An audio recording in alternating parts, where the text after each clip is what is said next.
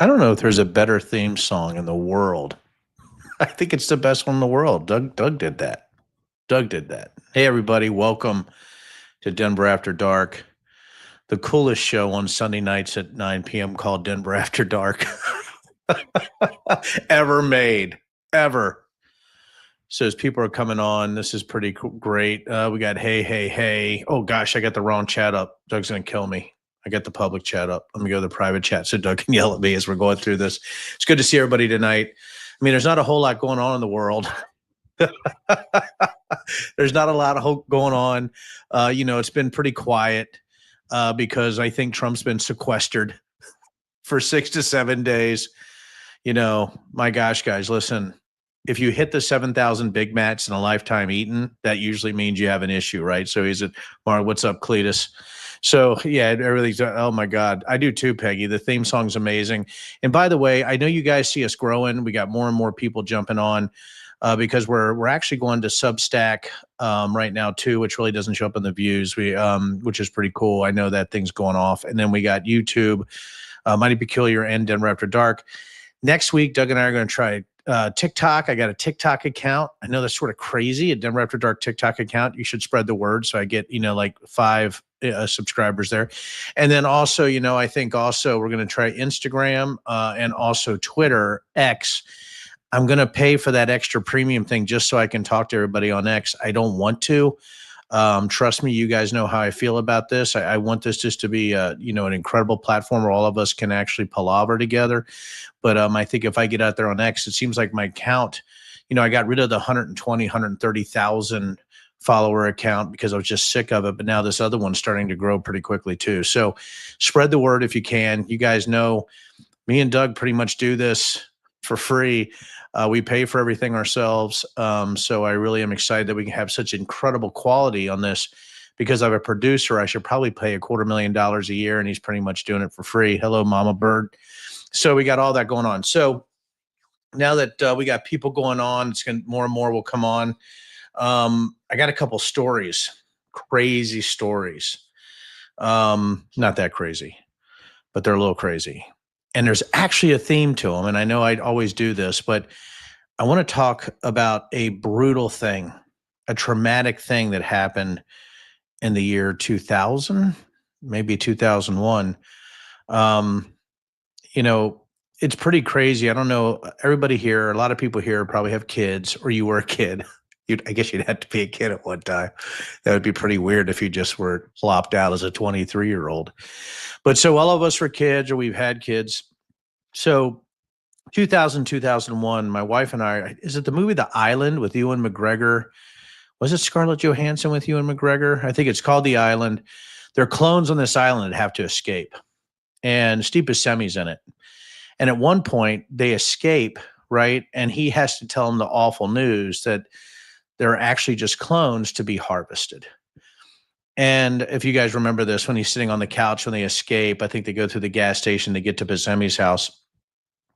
And then he has to have this talk with him about reality. Well, it just so happened,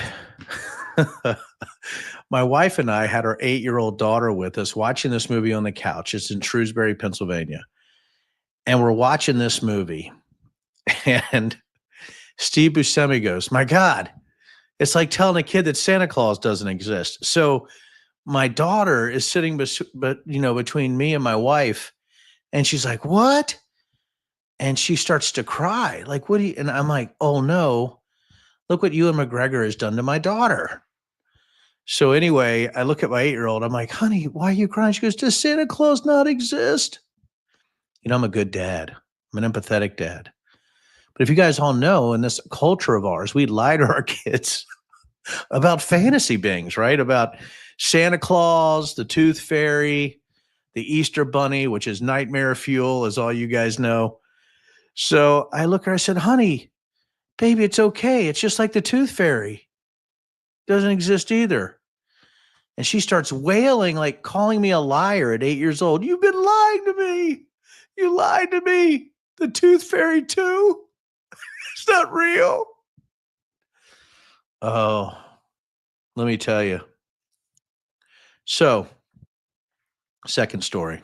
And you guys are like, oh my God, how is he okay, what the hell, Dad, right? You're going now from traumatizing your daughter, watching The Island with Ewan McGregor about Santa Claus and the Tooth Fairy. You're not going to tell us the issue here, right? You're just going to go right in the second story, and then we got to figure out the theme. So, so I was a two-time state powerlifting champion, teenager. I started about 17. I won my first bench pressing competition, you know, and it was pretty cool. So I was 17, went into this adult only bench pressing competition, not adult only club, but this adult only bench pressing competition. And I go in there and I smoke like 15 or 20 people. And actually, my first bench pressing competition was in Standardsville, Virginia, right? So this is 1987. So I go in there and I win, right? And I remember I'm like, oh my gosh, that's pretty cool, right? I beat a bunch of men, but they hated my guts, right? They were, before I got in there, they all looked a lot bigger than me. I was just a pretty good technical lifter, and I just ended up winning. So then I started really lifting weights, right? By 18 and 19, I won back-to-back Virginia State championships as a teenager, and won a joint as an adult. So I was getting very, very good, at this powerlifting thing. I was always pretty strong. Well, anyhow, between 18 and 19 is where I really found my strength. But weirdly, there was all these things happening, right? I was always sort of in my peer group. I was the number one lifter, but suddenly I come in a couple days, right? And, after a few months, and I'm watching some of my buddies and they're getting a lot stronger. And I'm like, that is really weird. I'm going to have to train harder. So I kept training harder and harder and harder. I started to break down a little bit, have some injuries because it seemed like they were really catching up to me. Like, for instance, I was a really good squatter, right? I could squat big weight. I usually would have a 100 to 120 pound lead before I went into the bench and the deadlift. I was a great squatter. I was a pretty damn good bench presser, and I was a middling deadlifter, right? So, a typical meet for me when I was at my primes, like a 700 squat, about a 465 bench. But then I'd have to roll in, I was at between 198 and 220, but I had to roll into the deadlift. And man, I was struggling at the 550. If I could get 550 to 570, I'm just holding off everybody to win, right? So anyway, I have about three friends who are always behind me a good bit, and suddenly I find they're catching me, and I'm like, my gosh, maybe it's just because I'm only 5'7". Maybe I'm not training right, so I'm doing different proteins. I'm doing amino acids. I'm drinking lots of water. I'm in the gym more and more. I'm really pounded it. This is in the late 80s, right? So anyhow, I'm like, what is happening here? A buddy of mine beat me in best pound for pound, even though I won my weight class in a meet, but he had never been able to do that before. Then another buddy of mine who sucked at squatting is catching me. I remember my best set of squats before Eastern Nationals in '89. I think I did 600 for 6 in a half suit, if anybody's familiar with powerlifting. But I was a completely natural lifter. But guys, I mean, I was pretty naive, I guess. Anyhow, I'm thinking this doesn't make any sense. Doesn't make any sense. So one day I go into the gym, and there's my buddy with this like this brown open box, and he opens a box and he has hypodermics, right, with different types of stuff in there. And what I found out, he goes, Den, man, I'm sick of injecting myself. Would you inject me? So here I am between my 18th and 19th year, and one of my best friends has asked me to inject him with sustanone. And I was just like, dude, what the hell's going on? What are you doing? He goes, well, I've been doing this for 6 months to 8 months. And, I'm like, holy shit. Right. And then I find out like literally my immediate peer group and everybody around me had been doing steroids without telling me. Right. So here I am, just lifting. And I guess what I want to tell you guys, right, is I had this awful sort of breakdown, this injury. I was training for Eastern Nationals and trying to keep up. And this is right before I found out about all the steroid use. I had just done a set of 355 for 6, right? I was going to try to, just turned 19. And, so I really wanted that 420 to 430 bench, right, as a teenager, going into Eastern National competition. And Eastern Nationals, and I would have qualified for literally the junior nationals, which is like, fuck, in the late 80s, early 90s, that was like the shit if you were a power lifter. But I find out that, they've been stacking sustanone, Anadrol 50, right, D-ball. And I remember, it's weird when you're younger, you can't explain something, and then the truth comes at you facts based so hard, right? That the whole time that you were training, right? These guys were, but I remember when I did my 355 for six set, I'd never felt better in my life. Like, I'm going to win Eastern Nationals. And I knew it was going to be a tough fight, even against the people in my gym.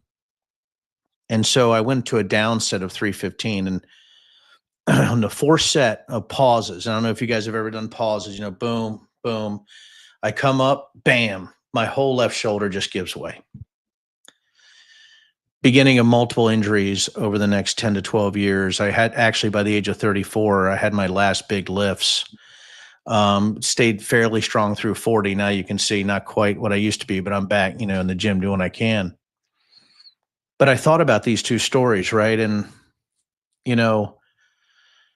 realization and brutality of facts. And I know that it bothered me all day today because what I'm about to go through today with everybody is that my daughter at 8 years old, I had to be the unfortunate individual, right? To not only tell her that Santa Claus wasn't real, but the Tooth Fairy also, which meant that the whole menagerie of fantastical beings poofed out of existence for my daughter at 8.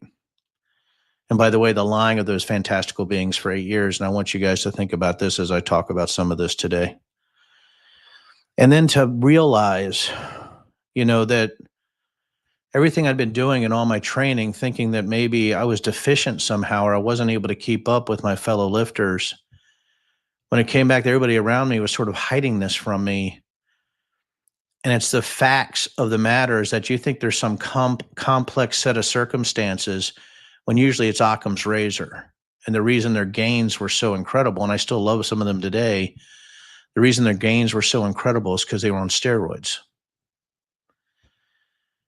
There's a brutality in facts that I've seemed to have drawn this unfortunate straw of doing it. And I, as I go over today, when I talk about radioactive shrimp,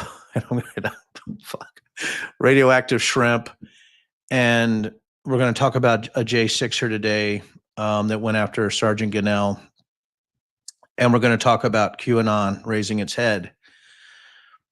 At what point, all of you listening, do you utilize the brutality of facts against those who seem to not be able to realize it? And at what point are you willing to look at the facts of a situation and say, it just is this? And I think that's what I've been struggling with this week. It just is this. Now, a lot of people say it is what it is, but it just is this.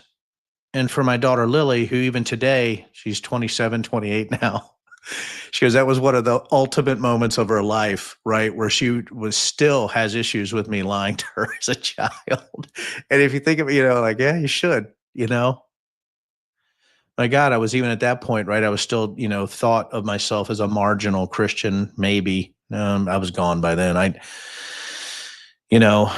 And so the other thing too, though, is when I was thinking about my friends and those around me, is that there was a whole nother ecosystem that I was trying to try to comprehend when everybody around me was living in this very simple ecosystem that seemed to be there's complexities, right? Because all of them were growing using their different training regimens. But what it came down to, simply put, was that they were on steroids. And by the way, as a lot of you guys, I was raised Mormon. And even though even at 19, I was sort of sliding out, I still didn't have my first drink of alcohol till I was 31. I always thought of, that maybe, no, definitely me when I got hurt. That was a look on my face when I was screaming on the bench when my shoulder went. Trust me. Had to go to the freaking emergency room. And they're like, my God, you on steroids? First question they asked me, guys. Like, motherfucker. So there you go. So let's talk about radioactive shrimp. So there's this big recall going on with shrimp, right? Where they said that shrimp had been irradiated with cesium.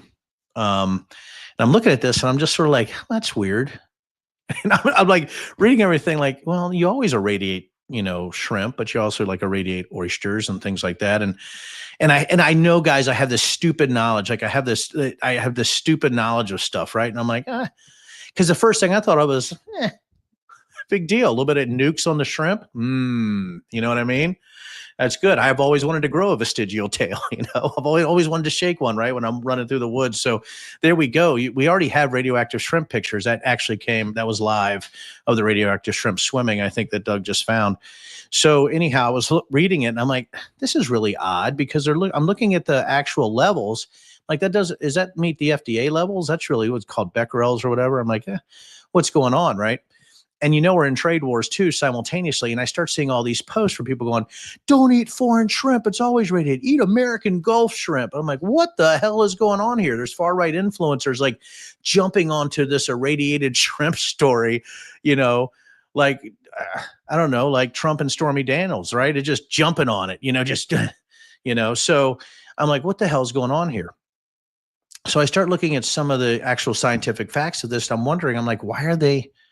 I'm still not quite sure, guys, right? When you're talking about Occam's razor and you're talking about what's real, what's not real, you have an administration that up until now have accused everybody of these massive conspiracy theories, deep state, globalists, and you see them, firing people if they get the wrong data or wrong statistics. And I wanted to look up the guy who's the FDA director. And as soon as I saw his name, Martin Macri, I'm like, holy crap, that's the weird guy.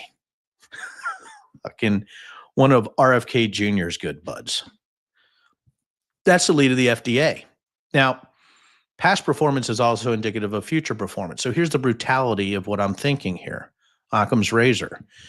As we're in these trade wars with the other 192 countries or so in the world, there's this weird thing going on where the very thing that I've tried to trust in government data and facts, especially when you're talking about the Bureau of Labor and Statistics, you're talking about the GAO. I had to work with the GAO, the Congressional Research Service, all those things you guys know I have experience with.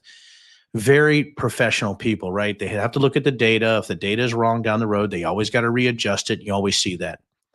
With this administration, the very thing they've been accusing people of, I'm starting to get this feeling, guys, being a little bit facetious here, but I'm starting to get this feeling, guys, that maybe they're not being honest.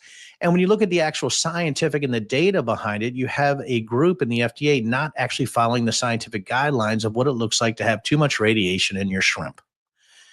And doesn't it seem that maybe this whole Asian shrimp thing might be sort of some kind of trade negotiation or using the hammer or some kind of arbitrary FDA recall based on the fact that all of it was Indonesian shrimp. And by the way, you guys can look at some of the actual scientific data. I want you guys to look at it, not this do your own research shite, but do your own sourcing.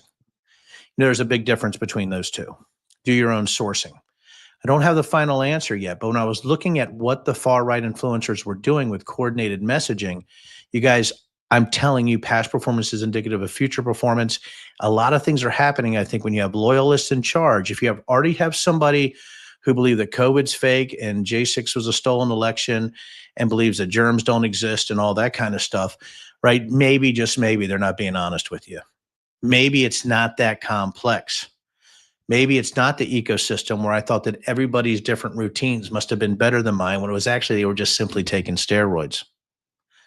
There's a brutality in looking at how people act. And when you're looking at intelligence analysis, a lot of times what you do is you go and look what people do in the past and you take it into the future and you look at it. So now we have this radioactive shrimp weirdness going on out there.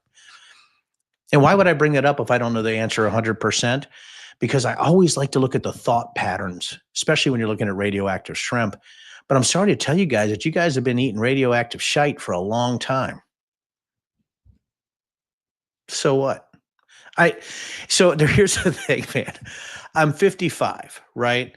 If we were living in the 18th century, I'd already have leprosy and goiters, right? And probably things falling off my body and probably a host of venereal diseases, right? Let's be honest, right? I'd have been a philanderer in the 1700s, especially in France.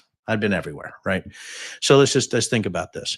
So what I'm telling everybody here is when you're looking at this stuff that's happening, that's like this hair on fire, like, oh my God. And you're like, I wonder how many people have gotten sick from the radioactive shrimp.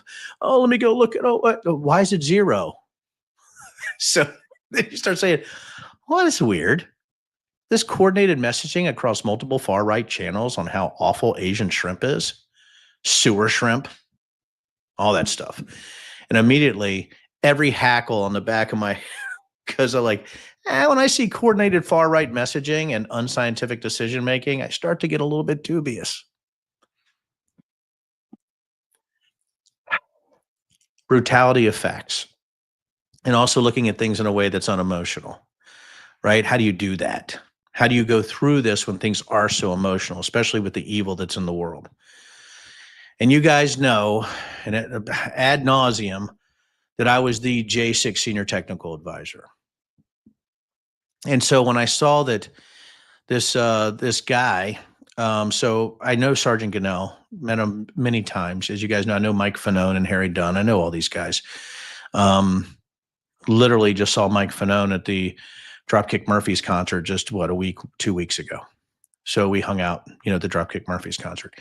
So I see that Sergeant Gannell talks about this whole Ashley Babbitt thing. Now, you guys know about, Ashley, the girl that was shot at J6. And you guys know I had to look into all that. And this is going to be very difficult for me as a former Air Force guy as I go through this very quickly. She got honors by the United States Air Force, which I think is a massive mistake. Awful, right? There's no way that somebody who tried to overturn the will of the people, a free and fair election, should be getting honors from the United States Air Force. But it shows us the sickness, right, that we have right now in our government. So Ashley goes through the window. She gets shot.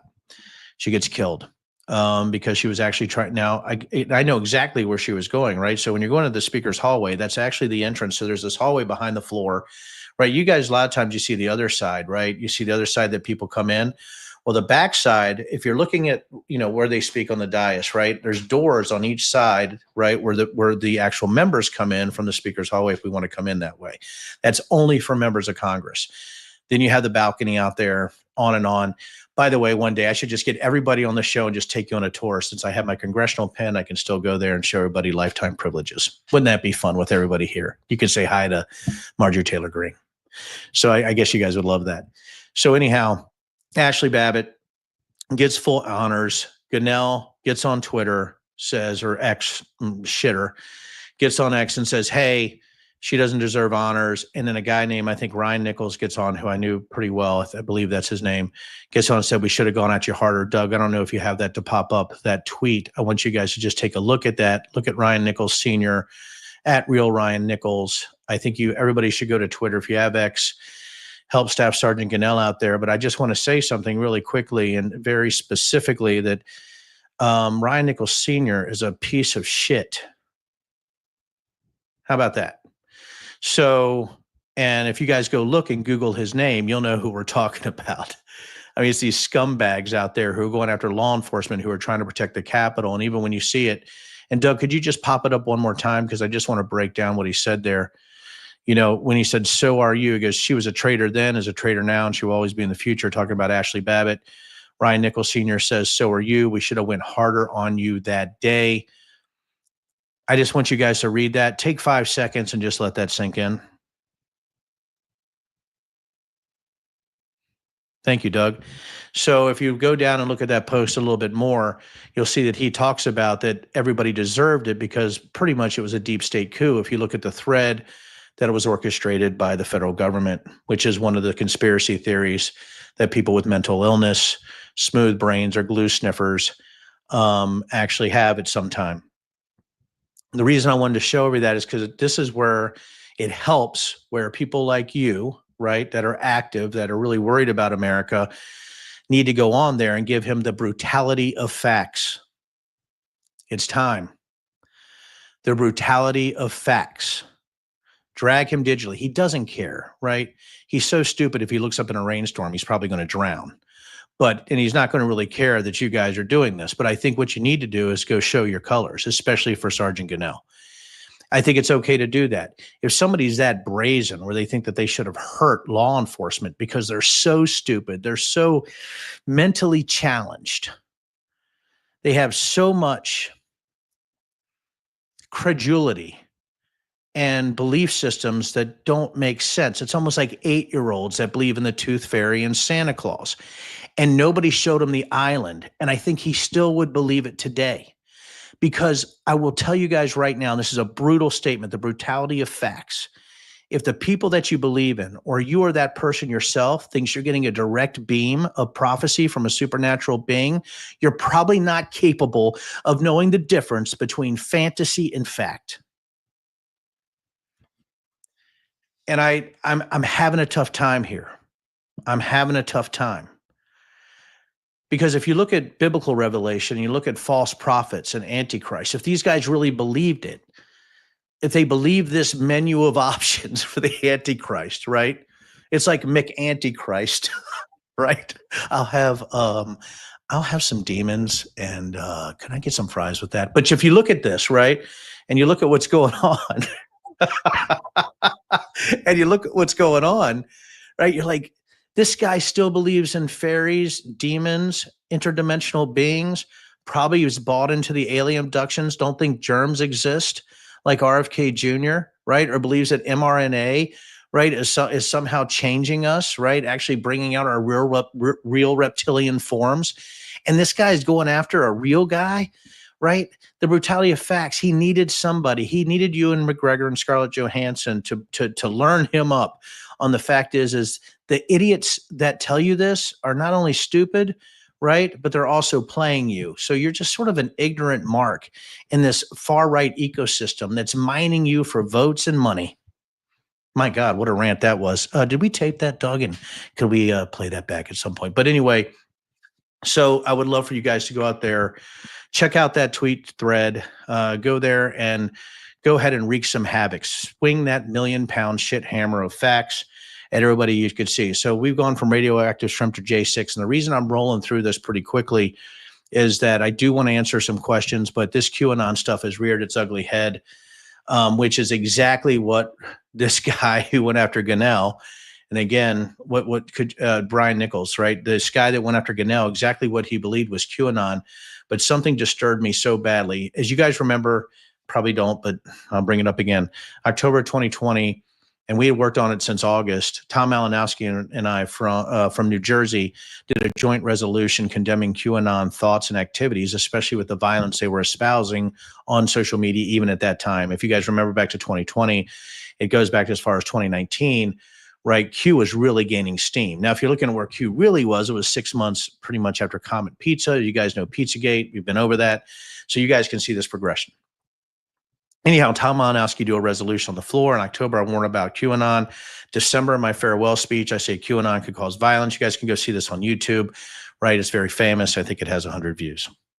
Anyway, no, so anyway, you guys need to look at it. Everybody should have probably watched it. It did get thousands. I did get some news. So then I see this. There's anything that I detest more, it's conspiracy theorists, but especially violent conspiracy theorists. You can be benign, right? If you believe that fairies, right, come and clean your house, and that's really your belief system, and if somebody says, hey, bud, I don't think fairies clean your house, and you're just like, I know they do. I know they clean my house. Let's go get some coffee. That's cool. You can have benign. I don't even know. Is that how somebody would act if you called out their fairy cleaners? I don't know. But here's the thing is that's benign. They're not trying to hurt anybody. But what I do hate is I hate violent conspiracy theorists who act on fantasy in a way that they think's true through the dehumanization of others. And a lot of that too comes from Q. Q is just a sticky bomb of conspiracy theories, really believed by the worst of us, the dumbest of us, right? The most idiotic of us, right? The people who would want to hurt others based on dehumanizing others. If you look at the Storm, WWG1, WGA, hashtag Save Our Children, you guys know I know this stuff cold. We can go into that another thing if we want to have a whole nother QAnon show. But here's what I'm getting to. Donald Trump puts out this frickin' truth post, and I want to show you guys really quick, Doug, if you could pop that up. Anybody see this? Just take a look at that. But what I really want you to take a look at, the world will soon understand nothing can stop what is coming. That's the storm. The storm, by the way, and don't take this. Yep. So here we go. Look at that. You guys know what that means? I don't know if you guys want to put it in comments for your friends. You see that little plus? It looks like a cross there. Q plus, Q cross there. That means he is Q. And he posted that. Think about that again. What everything that happened on January 6th, everything like that. Think about what happens when you see something like that. This is, and you see that it looks like a cross, right? And I don't know if you could put that up really quick, Doug, one more time for everybody. Um, when you actually do see that, that's the thing that you need to be worried about right there. Is that this guy is calling out to everybody, right, who is in this belief system, which are still in the tens of millions, by the way. It's so funny. I had had somebody tell me like, "Well, Denver, it said only 17% of Republicans, it was something like this, or maybe 18 or 19% believe in Q." I said, "Yeah, do you see that second line? 43% were like, yeah, maybe." I said, "Brother, you're getting up over 60%. What are you talking about? That's freak show territory. That's millions of cultists out there, millions that believe this nonsense." And if you look at J6, the stolen election, that's Q adjacent. That's a cascading effect of idiocy, right? And that came directly from Q influencers. If you're looking at 4chan and the bubble up, and if you look at the Mark Meadows text, which I did, man, that stuff started right when he lost. This stuff, they was ready because, as you guys know, Stop the Steal actually started with Roger Stone back in 2016 when they were gearing up if he lost to Hillary. They were going to do the same thing. This was years in the making, just like what you're seeing now with the disruption of our institution, years in the making, right? We have Steve Bannon, the avowed Leninist, the thought leader, running all of it. So when you're looking at this Q stuff, I said people before, QAnon would rear its head again, and people are like, Denver, you're full of shit. No way QAnon's going to come back. There's no way. Like, QAnon is now GOP, right? There's no difference, right? That is the baseline, is sort of this cult weird behavior that really is about dehumanizing, fake conspiracies, hyperbole, right? Creating hate, right? That's really what you do. And now that you're seeing far right influencers talking about the end of tolerance, which is why I think when you see something with him like this, with the Q plus sign there, that he's the leader of Q, and you're seeing this, look at the coordinated message about tolerance and the end of tolerance that you're seeing out there on far right channels. And now you're like, what are they talking about? So if they're not tolerant anymore, are they going into violence? Think about the brutality of facts. The brutality of facts. The brutality of data. The brutality of that past performance is indicative of future performance. There's a brutality that you're seeing from radioactive shrimp through a J6er saying he wished they would have beat law enforcement worse, right? A guy who knows, what's going on in this guy's head, but he's actually mentally ill. Mental illness, really, in some respects, is the only way I can explain it at this point. And then when you're looking at Donald Trump retruthing, right, refantasizing QAnon stuff, you get to the point you're like, my God, we don't think it could get worse, but it's going to get worse every day, because why is all this happening when you're looking at this flood the zone of shit happening everywhere? And you guys know I only covered a very few things, right? Just a very few. Me and Doug were talking about it earlier, and I'm like, buddy, I have 3 hours of content tonight, but I don't want to waste everybody's time on a Sunday night, man. But you guys are here, and we get more and more followers every time, more and more people watching on multiple platforms. Weaponizing mental illness, it is. But there, it's weaponization of mental illness, Tim, and I'm just watching comments pop up, but it's also the mining of mental illness for profit simultaneously, right? They're funding their own manipulation, right? It's like me and ABC and liquor. I pay these massive taxes. The biggest taxes in distilleries in the country are in Virginia for craft distillers, 34% per bottle. I pay them to audit me. They don't do anything else for me but audit me and inspect me with the other 6 regulatory agencies I got to worry about.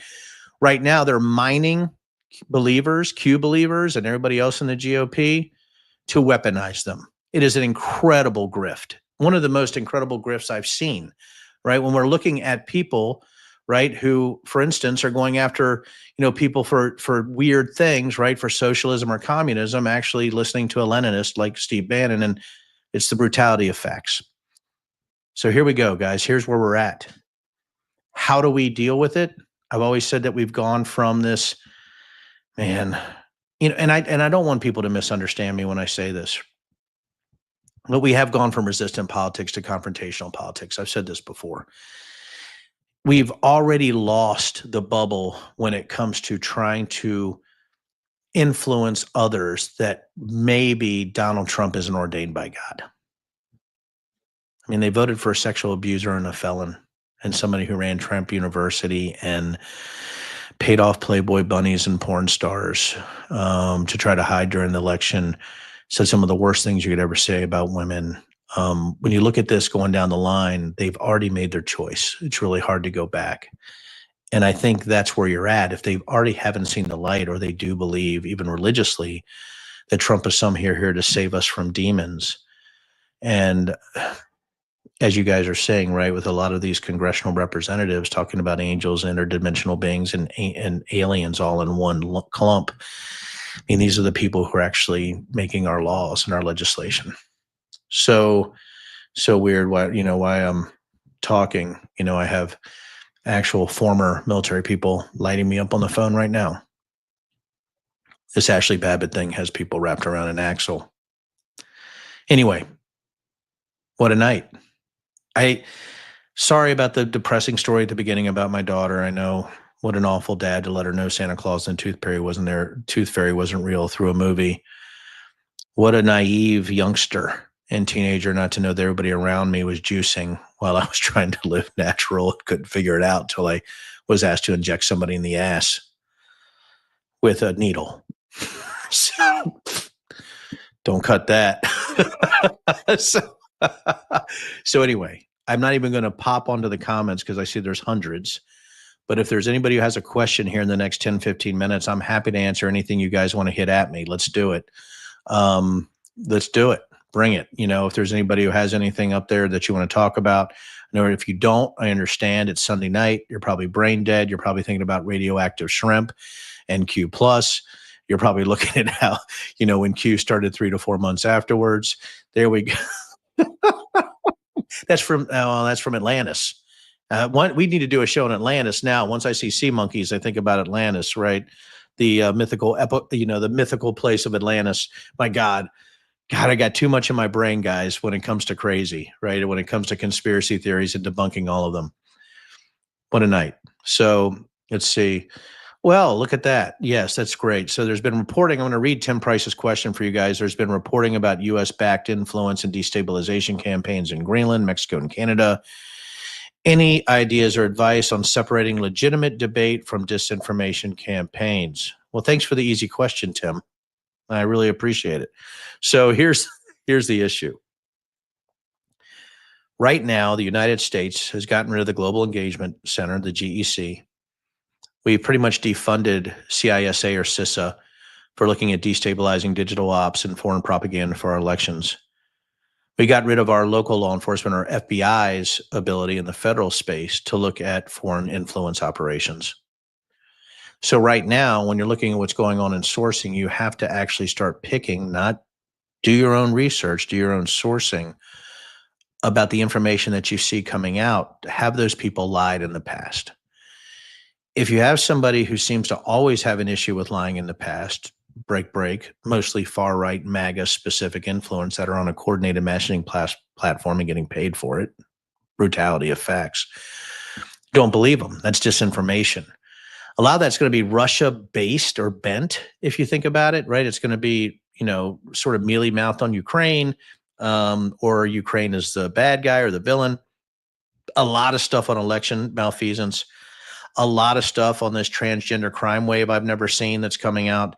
A lot of stuff on sort of forcing hate, and by the way, watch out for the manipulative ones who try to bring you in. Well, I just like to have a debate. No, you can't have a debate. So here's what I want to talk about. Okay, you guys ready? Tim, everybody, are you ready?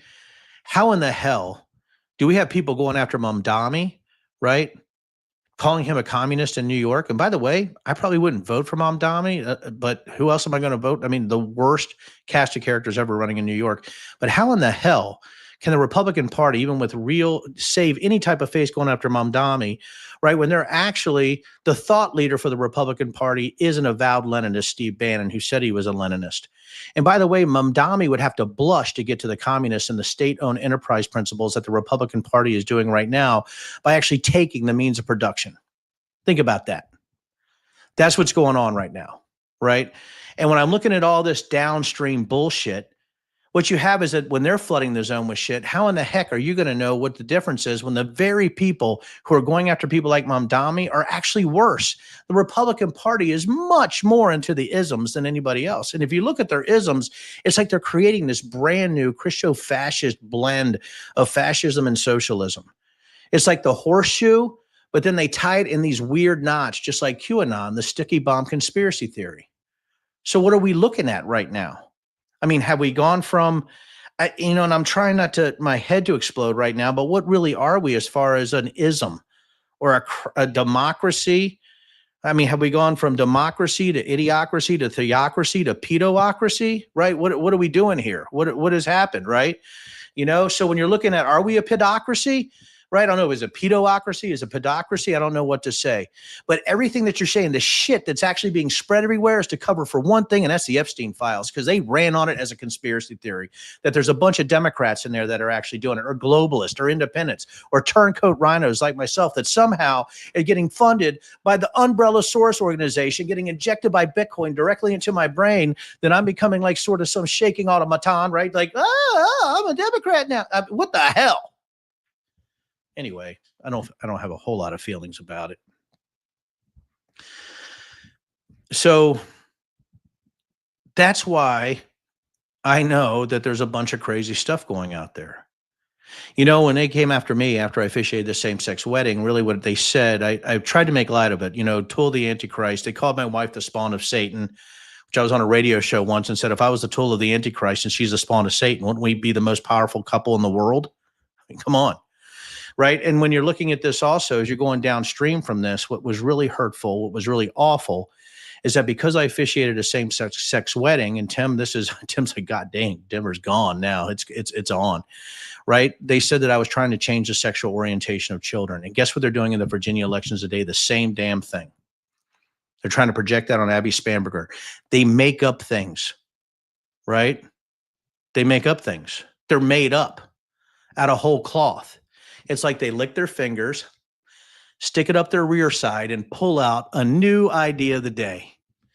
And they expect everybody to know it, right? They're like, hey, guys, let me pull this out. Oh, it's chocolate. Eat it. And that's what they're feeding the masses right now. Not that I, again, have any strong feelings about this.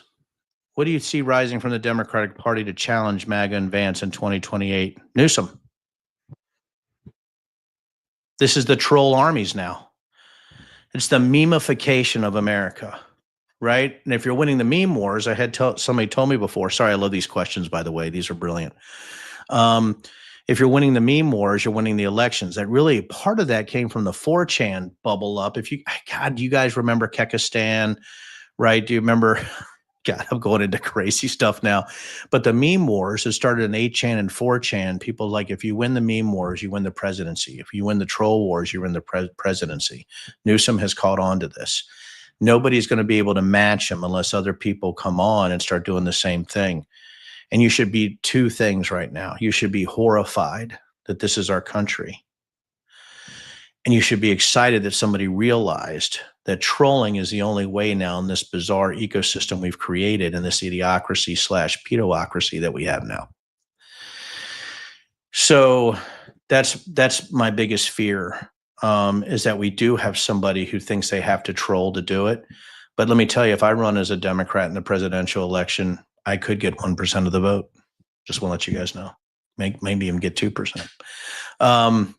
What's your thoughts on Epstein victims speaking publicly this Wednesday? You think it'll change anything about Trump's involvement in Epstein's sex trafficking racket? First question, that's great. Two-part question. First question, we need to honor the victims. We need to help the victims. We need to acknowledge the victims, right? That is what we need to hear from as the American people. That is exactly what we need to hear. The second part, no. I'm sorry. Guys, that ship has sailed. Have you heard the news talking about Epstein files? No. Why? Why do you think? Think about it. The brutality of facts. Why haven't you heard about the Epstein files? Just think about it just for a second. Because if the media brings up the Epstein files, they lose access. That's it. That's it. I'm sorry, guys. That's America. Oh, so Cletus, what will be the faux outrage if the week of the week this week? What will be the faux outrage of the week this week? Congress is coming back in. Uh, they're going to attack Massey and Ro Khanna on this Epstein victim thing. I know Tom Massey. I know them both, but I know Tom Massey pretty well. Um, Massey's nuts, but when he's nuts on the right side, he'll just stay crazy. Just keep going. But right now, he's right. On this whole Epstein thing. The faux outrage of the week will be the continuing, and mark my words, it's going to be the continuing outrage about all the crazy libs, you frickin' crazies, and independents and rhinos, the Bill Crystals of the world, all those freak show rhinos. The big outrage is going to be, how dare us think that Trump is dead? How dare us put anything about his health? He's the president. When you saw what they did to Biden. Faux outrage of the week. They have to continue this, and they have to flood the zone. So you're going to see a bunch of tariff stuff. And they're probably going to keep revising numbers very positively in the economic side. But the outrage is going to continue on that, and the outrage on trans serial killers will continue this week. So you will see a blended shit show coming out from the GOP this week as Congress comes back in session. Why has Mike Flynn been so quiet? Peggy, that's a great question. Did anybody know this? I think Flynn was just appointed to the Board of Visitors at West Point. Mike Flynn is now making decisions at West Point. And maybe it was happened a while ago, but I was reading that this week, and I just almost literally vomited in my mouth as a former military officer and somebody that looks at Mike Flynn as a traitor to the uniform. This guy's awful. I mean, I don't know if you guys saw his religious rallies and things like that, but let me tell you this. Mike Flynn was such a huge portion of our J6 investigation. And I'm going to tell you guys something right now, and I know you're going to be like, my God, Denver's like the Forrest Gump of where he's been in politics. I just end up in these weirdest places. But I was in the deposition for Mike Flynn. I don't know if you guys knew this or not. And I was there when Liz grilled him, and he took the fifth when she was asking questions of whether an armed uprising was okay in the United States, right? Or if we should continue having peaceful transfers of power. Think about that. So when I was sitting in that deposition, I remember just people like, can you believe this is happening? Well, yeah. Mike Flynn is one piece of wood shy of a cord, right? I mean, this guy is not there. The other issue you have, though, is just because he's mentally unstable doesn't mean that he's dumb. And that's the other thing I've been trying to explain to people. Well, they got to be stupid to believe that the J6 election was stolen. No, did you look at the machinations that they did in order to try to do these coup-like activities? So that's what I'm talking about when you're talking about Mike Flynn. And when I talk about the four horsemen of the grifterverse, right? When you're talking about Mike Flynn, and you're talking about Steve Bannon, and you're talking about Alex Jones, and you're talking about Roger Stone. Those are the four horsemen of the grifterverse. And you know who was driving them with the whip was Sidney Powell, right? You know who actually bought their chariot was Michael Lindell and Patrick Byrne. So, so when you're looking at Mike Flynn, he's part of this whole ecosystem of nuttery, right? And now he's been put in a position of power by Pete Hegseth. And the reason Flynn is quiet is I think he's waiting for Hegseth to falter. And I think Flynn is not being really crazy because I think some of the announcements you might see in the next month or two is Flynn being part of the administration. That's why he's so quiet, Peggy. But it doesn't mean he hasn't been making moves. So check it out, where Mike Flynn is now, and you'll see the moves I think they're about to make where it's possible. I don't know if it's probable yet, but it's possible that he becomes part of the DOD infrastructure as an appointee. So, guys, what a night. I mean, I could see, man, now the views are rolling. So, listen, the worst thing that you can do and the best thing that you can do to people who believe in the weirdest things is to tell them that Santa Claus and the Tooth Fairy doesn't exist. But I need you guys to know, if you're going to use this million-pound shit hammer on the people around you that have lost the bubble, have lost their way, Know that it doesn't going to convince them of anything. It just means that you've created an enemy. And the question you have to ask yourself is it okay to create that enemy? I would humbly submit you have to make that decision in real time. But this is where we're at. I think right now, if I'm in a public place and I have a lot of people come up to me, you guys wouldn't believe it in Virginia. I mean, everywhere I go, it's really weird. They come up to me in tears. No, I'm kidding. They don't. But they, Denver, help us. No, no, they want to know my opinions or they want to say thank you or F off. You're a traitor. I'm like, thanks, but if you don't leave this fork, I'm going to stab you in the forehead, you know? So you have all this happening right now, but it's a joke, by the way, everybody, that it's a joke. I don't stab people in the forehead with forks. I just want everybody to know that that was a joke. But I'm okay being confrontational and making enemies now. There's no way you're going to convince these people anyway. The thing that you don't want is anybody around you thinking that you're humoring any of this insanity. Donald Trump put out a big Q plus sign, and that's pretty insane. The thing about this, though, is all of this comes back to anybody who believes in aliens shouldn't be making decisions or interdimensional beings or anything like that or angels. Yeah, it's crap. So as we end so first of all, I hope everybody is getting on Spotify and downloading the best song of all time, right? Maybe a song that'll go number one. Like I think the number one song in the 80s was Sting, right? Every Breath You Take. Dollar Tree Nazis could be the number one song of 2020 to 2030. So you should be on Spotify downloading Dollar Tree Nazis. Denver Riggleman and the Scullies. Can you guys guess who the Scullies are? Yeah, Doug. So anyway, so Denver Riggleman and the Scullies, right? The other thing too is I always think that the best way to highlight insanity is through dance and through love, and to also know that anybody who believes in space aliens and space monsters are full of shit. So thank you guys for the night. And we're going to go out with a little bit of fun on Sunday night. So right now, before this happens, I think you need to stand up, shake it out a little bit. Remember when your teachers did that? Stand at your desks, shake it out. Okay. Sit back down. Okay. Little Denny. Yep. Denny, what are you doing? I was usually asleep. What is he doing? So get up, stand up, shake it out, get ready to dance. I want you guys to stretch right, left. This is Denver After Dark and dance.